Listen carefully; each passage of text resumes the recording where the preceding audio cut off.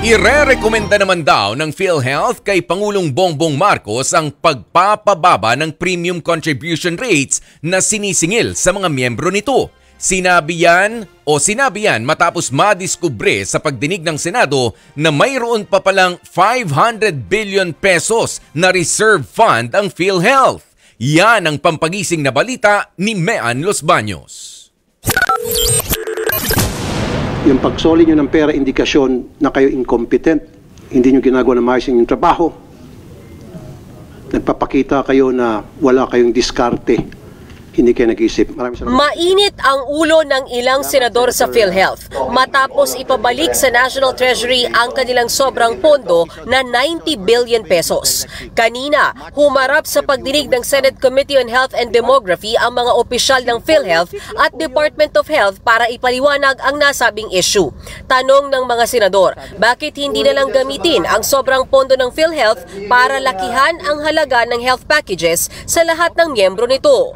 Ba't hindi nyo na lang po itaasan yung coverage ninyo, packages or benefits na ma-cover nyo po yung buong bill instead na imbis na ibalik nyo yung pondo sa health nga po to, gamitin nyo muna sa health. Dapat yung mga medisina nireseta ng mga doktor ilibre na rin sa mga mahirap nating kababayan. Yung mga admitted tapos may mga gamot na dapat ibigay sa pasyente o nireseta ng doktor, dapat libre na yon, especially sa mga maintenance, dapat ilibre na yon. Inaasikaso naman daw ng PhilHealth ang pagpapataas sa binibigay na benepisyo kasama ang outpatient benefit packages para sa libreng check-up, gamot at laboratory procedures. We are very aggressively enhancing all of our benefit packages. In fact, so we did an initial 30% across the board last February 14.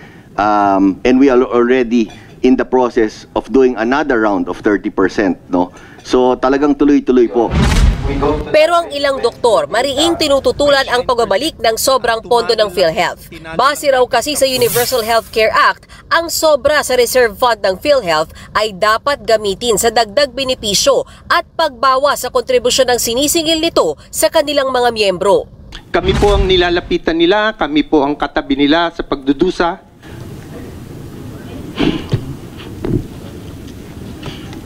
Excuse me. Kulang po ang tulong ng PhilHealth. Huwag nating tawaging savings yan kasi ito po yung utang natin sa kanila eh. Hindi ito dapat kaltasan. PhilHealth failed to properly use the funds as prescribed by the Universal Healthcare Act, which has led to the following. Number 1, insufficient patient benefits. Number 2, unnecessary increases in premium. Number 3, inappropriate fund excess that should have been used for individuals needing necessary aid or assistance. Ayon naman kay Finance Secretary Ralph Recto, legal ang paglilipat ng pondo mula sa PhilHealth para pondohan ang unprogrammed appropriations. Yan yung mga proyekto ng gobyerno na wala pang tukoy na source of funding. Paliwanag din ni Secretary Recto, hindi mapupunta sa Maharlika Fund ang pinasusoling 90 billion pesos mula sa PhilHealth. Sa katunayan, may listahan na raw ng mga programang paggagamitan nito, gaya na lamang ng construction ng Metro Manila Subway Project, gayon din ang dagdag pasweldo sa mga government employees na nagkakahalaga ng 40 billion pesos.